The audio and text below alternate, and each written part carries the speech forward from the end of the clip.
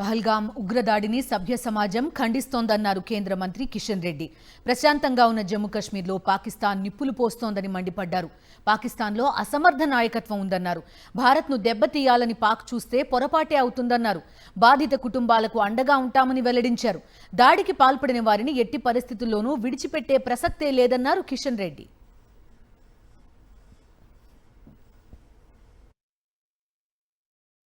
జమ్మూ కాశ్మీర్లోని పహల్గాం ప్రాంతంలో వెళ్ళినటువంటి పర్యాటకులపైన పాకిస్తాన్ ఉగ్రవాదులు దాడి చేసి విచక్షణ రహితంగా మరి ఒక వర్గం వారిని మతం పేరుతో విభజించి వాళ్ళని విడదీసి మరి ఒక వర్గం వారిపైనే ఉగ్రవాదులు దాడి చేయడం ఏదైతున్నదో ఇది పూర్తిగా ఈరోజు ప్రపంచమంతా ఖండిస్తూ ఉంది.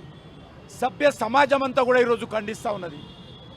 పాకిస్తాన్ గత అనేక రోజులుగా తమ దేశంలో జరుగుతున్నటువంటి అంతర్గత వ్యవహారాలను సరిదిద్దుకోనేటువంటి అసమర్థమైనటువంటి నాయకత్వము మరి ఈరోజు భారతదేశంలో 370 ఆర్టికల్ తొలగించిన తర్వాత జమ్మూ కాశ్మీర్లో ఎన్నో రకాల అభివృద్ధి జరుగుతూ ఉంది. 30 సంవత్సరాల తర్వాత ఈరోజు పర్యాటకులు కూడా వెళ్ళే విధంగా అక్కడ మంచి వాతావరణం ఏర్పడింది. ఉద్యోగ అవకాశాలు మెరుగుపడతా ఉన్నాయి.